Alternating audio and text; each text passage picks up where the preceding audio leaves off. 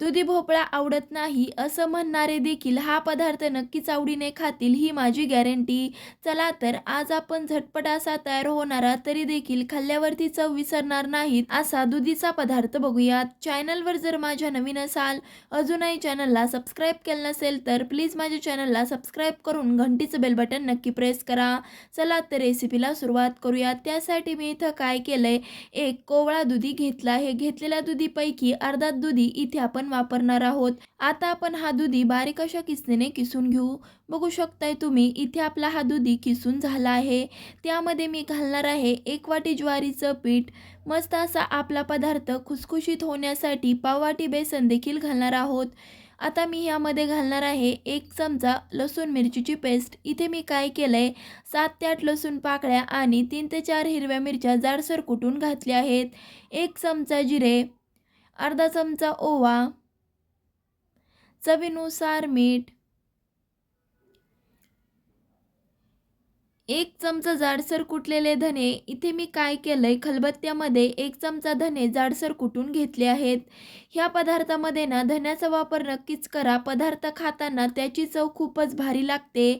त्याचबरोबर पाव चमचा हळद, चिमूटभर हिंग आणि भरपूर सारी बारीक चिरलेली कोथिंबीर घातली आहे.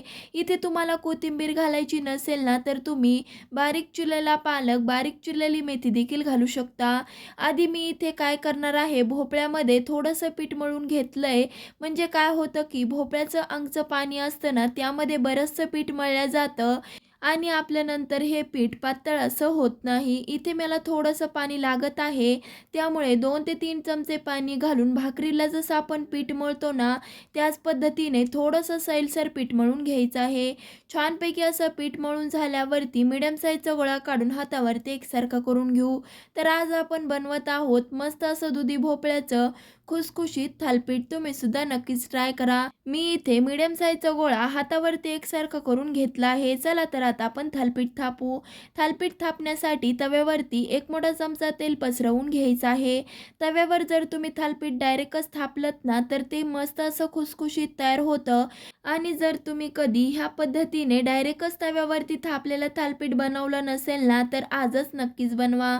मध्यभागी गोळा ठेवून इथे मी हे पातळ असं थालीपीठ थापून घेतलं आहे.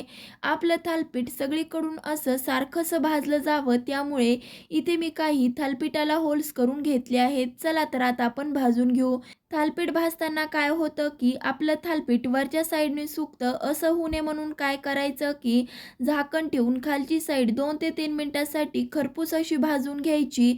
यामुळे खालची साईड तर पटकन भाजतेच पण वरच्या साईडने आपलं थालीपीठ सुकत नाही. बघू शकताय 2 ते 3 मिनिटानंतर खालची साईड छानपैकी अशी भाजली आहे. झाकण काढून पलटवून वरची साईड अशीच भाजून घ्यायची आहे. हे थालीपीठ आपण दुधी भोपळ्यापासून बनवलं आहे असं कुणाला सुद्धा कळणार नाही.